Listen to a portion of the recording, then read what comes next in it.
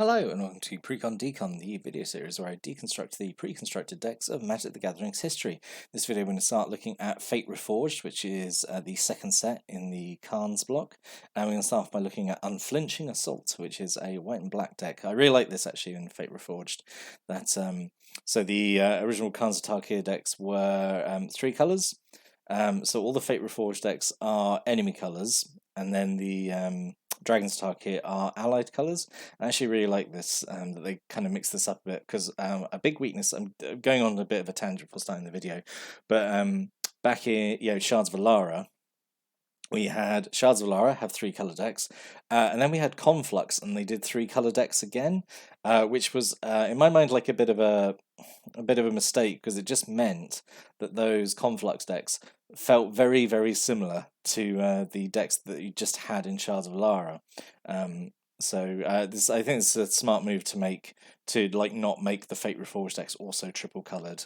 Just means that we have slightly more different, more interesting decks. I would argue better decks overall. Let's take a look at this one. Start with the deck list. So we've got 22 creatures, 7 instants, 4 enchantments, 2 sorceries, and 25 land. We've got a mana curve off to the side there. Let's start looking at the deck. So the foil face red is Dragon Scale General, so 3 and a white for a 2/3. At the beginning of your turn, at the beginning of your end step, Bolster X, where X is the number of tapped creature you control.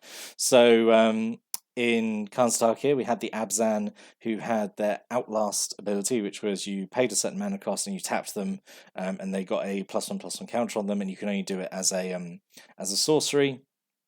And their whole thing was kind of giving out keywords to other creatures that had +1/+1 counters on them. So now we have Bolster, maybe because represent this was, it's kind of in the past. Fate Reforged is meant to represent Tarkir, so I think 1,000 years in the past, something like that. So this is maybe the keyword they had back then, before they refined it into Outlast. So Bolster is you choose a creature with the least toughness amongst creatures you control, and you put X +1/+1 counters on it. So when you bolster, you basically pick one of your weakest creatures and you give them counters, and then hopefully they're not your weakest creature anymore. So then next turn you can bolster a different creature. I think it's okay. I mean, because it doesn't require any mana. You might have to jump through some hoops to make sure you get the counters on the creature you want, but it is still free, I think it's okay. It's different to Outlast. I think I still prefer Outlast, personally, but the Bolster I think is fine. And this is what Bolster X, where X is the number of tapped creatures you control. So it's a warrior tribal deck. So you're going to be attacking a lot. You can have a lot of tapped creatures. So hopefully you'll have a bunch of tapped creatures. So X is going to be pretty high. So you make your weakest creature really strong, and that's usually, I think, in this deck going to be like a warrior token or something. But free +1/+1 counters is still free +1/+1 counters. So yeah. Then we have Elite Scale Guard, so 4 and a white for a 2/3. When it ends the battlefield, Bolster 2. So this is quite nice. Even if it's your only creature, it comes in, it's a 4/5 for 5, which is fine. Whenever a creature you control with a +1/+1 counter on it attacks, tap target creature defending player controls. So really, really strong effect, honestly. I say there's still a deck that cares about kind of putting +1/+1 counters everywhere. So to turn all your stuff with +1/+1 counters on them into not Master Decoy, like Seasoned Marshal, that effect, like a tap down on an attack. It's really good because you're attacking and getting a blocker out of the way, and then you're hitting them with something that's got a +1/+1 counter on it, so it's stronger than it normally is. I think this is a pretty solid card. I actually kind of wish there'd been more than one. Then we've got 2 Abzan Sky Captain, 3 and a white for a 2/2 with flying. And when it dies, you bolster 2, which is I think that's perfectly fine. I think it's okay. And then we have a Chief of the Edge and a Chief of the Scale. I love these. I love these two. So both white-black. Chief of the Edge is a 3/2. Chief of the Scale is a 2/3. Chief of the Edge gives all your warriors +1/+0. Chief of the Scale gives all your warriors +0/+1. Yeah, it's just not much else to say, really. I love these. I think they're great. Definitely, obviously, maybe want to build a white-black warrior deck in the day when I saw these in Khans Tarkir. But I really like these. I really like they're in the deck. Yeah. And then we have a Merciless Executioner, 2 and a black for a 3/1. When it ends the battlefield, each player sacrifices a creature, so it's just Fleshbag Marauder, but it's an orc instead of a zombie. Yeah, it's a obviously a good effect. Just doing a symmetrical sacrifice effect. You can obviously make it less symmetrical. You can just sacrifice the Executioner to itself. Or you could, you've got a few effects that make warrior tokens. So yeah, time this right, and it can be far more painful for you, for an opponent, than it can be for you. You're a single Battle Brawler, so 1 and a black for a 2/2.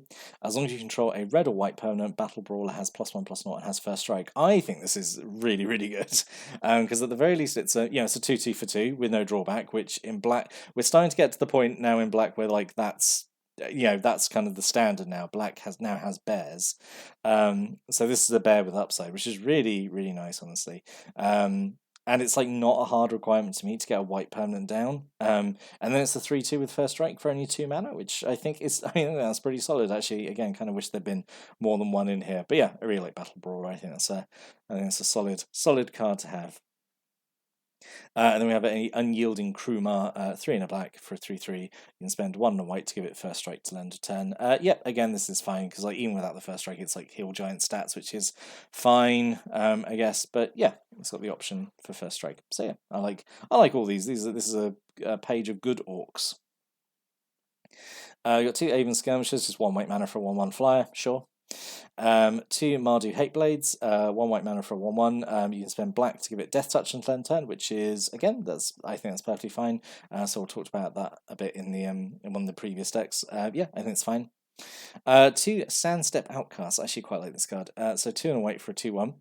When it ends the battlefield, you choose one. You either put a +1/+1 counter on it, so it's a 3/2 for 3, which is fine, or you make a 1/1 Spirit token. So you're still adding, either way, you're adding like 3 power onto the board. I probably most of the time I would say adding the Spirit is probably like the best option because it's making them like an evasive creature, which has low toughness, which matters for like your bolster effects. Because you obviously want to make an evasive creature stronger, so it hits harder and it's more difficult to deal with. But yeah, I really like the flexibility of Sandstep Outcast. So yeah, solid card. So the other end of the deck is Cruel Sadist, which is from M15. So 1 black mana for a 1/1. You can pay 1 black mana, tap it, pay 1 life, put a +1/+1 counter on it. And you can pay 2 and a black, tap it, remove X +1/+1 counter from it. It does X damage to target creature. So this is okay. I do feel it's like a little dirtly, because you got to like build up these counters on it. Got to pay life for it as well, which is, I feel like, a little unnecessary, honestly, considering how slow it is. I guess you got like bolster effects to kind of, you could help this along. But yeah, you kind of durdle around with it, and then it just eventually does damage to a creature. Like it's not terrible. I think it's like a little kind of awkward and clunky to work with. Personally, I'm not a huge fan of it. I'm not sure it was the right card for this deck. And then we've got a Hooded Assassin, 2 and a black for a 1/2. When it ends the battlefield, you choose one. Either put a +1/+1 counter on it, or you destroy a creature that was dealt damage this turn. Yep, so it's good. Post combat play to kill off a creature that got damaged. So yeah, like that. Then we've got some M15 filler. So we've got a Gravedigger, 3 and a black for a 2/2. When it ends the battlefield, you return a creature from the graveyard to your hand. Yep, you all know and love Gravedigger. A single Raised-Foot Griffin, 3 and a white for a 2/2 with flying and first strike. Yep, you can get counters on it, then yeah, you're in for a good time. And then 3 Oreska Swiftclaw, 1 and a white for a 3/1, which matters in this deck actually because you've got the bolster effects that so it'll have lowest toughness, so we can get +1/+1 counters. Yeah, it's okay. Right, and then non-creature spells. So we got single Take Up Arms, 4 and a white, to make 3 1/1 white warrior creature tokens. So 5 mana instant speed. I think this is pretty solid. I think that's okay. It'll never be as efficient as like Raise the Alarm or something. That is the peak sort of like token creation at instant speed spell. But this is okay, and obviously it creates tokens with a relevant creature type. So yeah, this is okay. A single Rush of Battle, 3 and a white. Creature you control get +2/+1 till end turn. Warrior creatures you control gain lifelink till end turn. Pretty much all the creatures in the deck are warriors, so pretty much everything is going to get this bonus. Yeah, so I think it's a really nice like board-wide pump spell. Yeah, really. So I kind of wish there'd been more than one again, but it's okay. And then 2 Raiders Spoils. So 3 in a black. It's an enchantment, 3 in a black. A creature you control get +1/+0, so nice kind of anthem effect. Whenever a warrior you control deals combat damage to a player, you may pay 1 life. You do draw a card. This is really good, I think. I really like there's 2 of them as well, actually, because then if you get a warrior through and you've got 2 Raiders Spoils out, then you can pay the pay the activation cost twice, draw 2 cards. I think this is really, really good, and it helps. As you're playing your hand pretty quickly, you've got like a few cheap creatures. So being able to constantly pay life to draw cards in response to doing what you want to be doing, which is getting through and dealing combat damage. I think it's pretty good. Really like there's 2 of them in here. I like it. I like Raider Spoils. A single Diplomacy of the Wastes, 2 in the black. Target opponent reveals their hand. You choose a non-land card from it. That player discards that card. If you control a warrior, that player loses 2 life. So it's coercion with upside. It's okay. It's okay. Sure. Remove a key card from their hand, I suppose. Yeah, it's okay.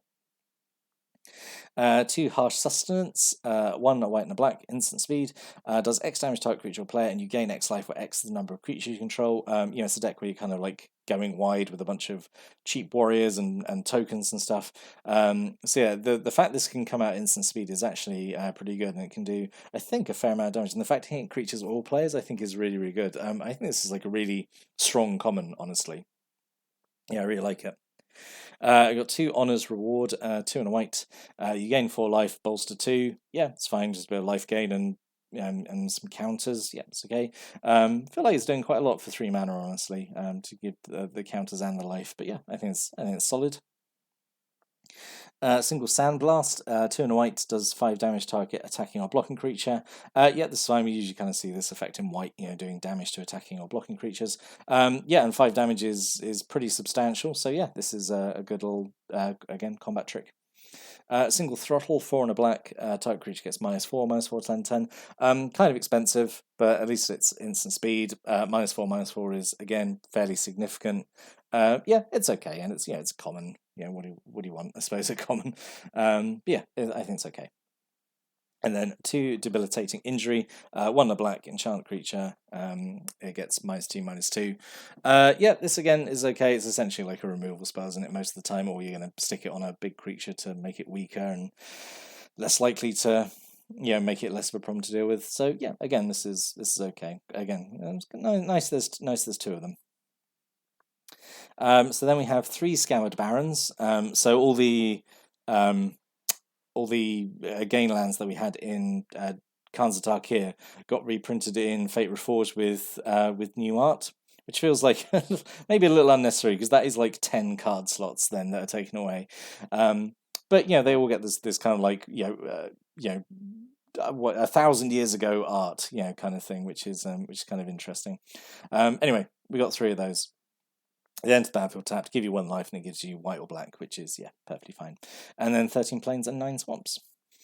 So let's talk about maybe what could have been. So overall, I think what we got in here is actually pretty good, but it could be better. It could always be better. So this is something I'm going to suggest on pretty much all these Fate Reforged decks. Should have had the Khan in the clan leader. So in this case, Dagatar the Adamant, who is 3 and a white, is a 0/0 with vigilance, comes into play with 4 +1/+1 counters, and you can pay 1 and then 2 Golgari hybrid mana to move a +1/+1 counter from one creature to another. And I just think that would have been super fun. I think all these decks would have been fun to have the card in them, because they're not like they're fun, but they're not like crazy overpowered. They're just really, really strong and solid, and also people love getting a legendary creature as a foil face red, and they're like, this is such potential to have this with like alternate foil art and stuff, and that would have been cool. At the time in the game where like Commander was like really, really kicking off, I think that would have been a no-brainer in terms of like marketing. If people want to buy these decks, like, oh look, get foil alternate art of Dagatar the Adamant, that would have been okay. So other potential alternate rares.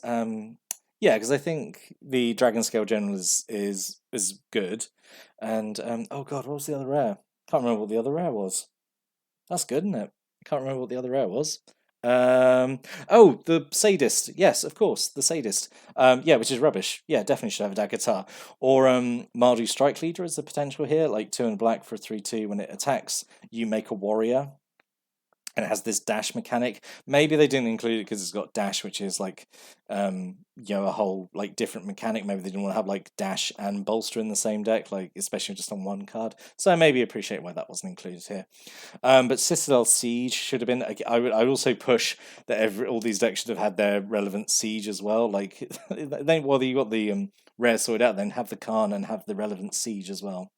So Citadel Siege is 2 and double white for an enchantment, as all the sieges are. When it enters the battlefield, you choose Khans or Dragons, which is like it's such a wonderful like bit of rules text. I love it. So if you choose Khans at the beginning of combat, your turn, you put 2+1/+1 counters on target creature control, which is bonkers strong and absolutely what the deck wants. But if you choose Dragons at the beginning of combat on each of your opponent's turn, you tap a creature that player controls. So both those are very good, but the Khans option is crazy strong. Yeah, so. From what I understand, this card was actually kind of a problem and Fate Reforged like sealed at the time because it was like so strong, and it was kind of like the bomb to open like when playing sealed or draft.